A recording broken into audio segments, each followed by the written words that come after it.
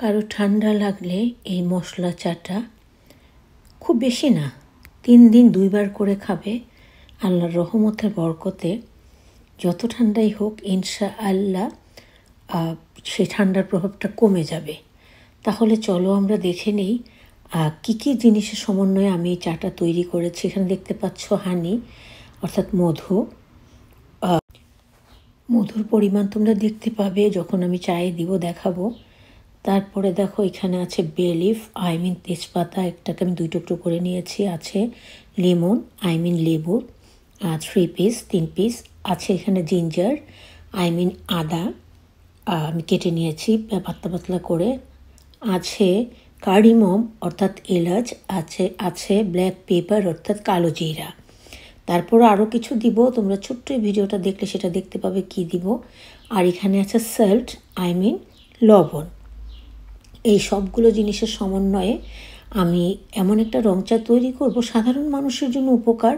আর যারা অনেক ঠান্ডায় ভুগছেন তারা খাবেন, দেখবেন যে আল্লাহর রহমতে অনেক উপকারে আসবে। আমি এখন এখানে আদা, কারিমম অ্যান্ড ব্ল্যাক পেপার মানে জিঞ্জার, কারিমম এবং ব্ল্যাক পেপার দিয়ে দিলাম, অর্থাৎ আদা, কালো জিরা এবং এলাচ দিলাম। আর now I give here bay leaf তেজপাতা। এবার দিয়ে দিলাম আমি লবণ, ছোট্ট চায়ের চামচের 4 ভাগের 1 ভাগ লবণ আমি দিয়ে দিলাম। আমি একটু নেড়ে দিচ্ছি। মিনিমাম 15 মিনিট 15 মিনিট আমি এটাকে বয়েল করব। দেখো বন্ধুরা, এবার দিচ্ছি আমি ক্লভস অ্যান্ড সিনামন স্টিক লবঙ্গ এবং দারুচিনি। আমি সব কিছু যা যা দেওয়া সব কিছু দিয়ে নিলাম। তোমাদের ভাইয়ার অনেক ঠান্ডা লাগছে, গতকালকেও খাওয়াইলাম, রাতের বেলাও ঠিক এমনি করে অন্যভাবে খাওয়ালাম। আর এটা তোমাদের ভাইয়ার জন্য মেক করছি। দেখো আমি এখানে লিটল টিস্পুনের 2 spoon honey I give here. এখানে ছোট্ট চায়ের চামচে 2 চামচ মধু আমি এখানে দিয়ে দিলাম। তোমরা সব কিছু একটু ভালো করে নিশ্চয়ই ফলো করেছো। নাও I give here 3 piece lemon melt. আমি এটা লেবু 3 পিস লেবুকে হাত দিয়ে, আসলে আমি ভালো করে হাত দিয়ে এরকম করে কোনো কিছু করতে পারি না, অনেক ব্যথা পাই। তবুও আমি আমার সাধ্যমতো চেষ্টা করে ঝোলগুলো বের করে দিচ্ছি। 3 টুকরো লেবু চেপে আমি বড় মগে দিলাম। এখানে এখন দেখবে লিটল টিস্পুনের 4 ভাগের 1 ভাগ চা পাতা দিলাম।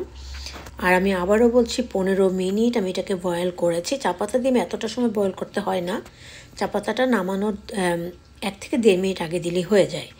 এবার আমি ফাইনালি ছেঁকে নিচ্ছি, দেখতে পাচ্ছ তোমরা। ফাইনালি আমি ছেঁকে নিচ্ছি। আর এই চাটা গরম গরম খেলে ঠান্ডার জন্য, বা যাদের ঠান্ডায় কষ্ট আছে সবসময়, তারা যদি খাও নিজেরাই আল্লাহর রহমত উপকারটা টের পাবে।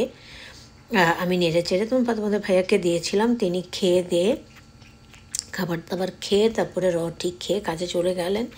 ভাবলাম যে আগে তোমাদের সাথে এই চমৎকার হেলদি একটা রেসিপি, রটি রেসিপি শেয়ার করি, হয়তো অনেকেরই কাজে লাগবে। ভালো থাকবে সবাই। আসসালামু আলাইকুম রহমতুল্লাহি ওয়া বারাকাতুহু।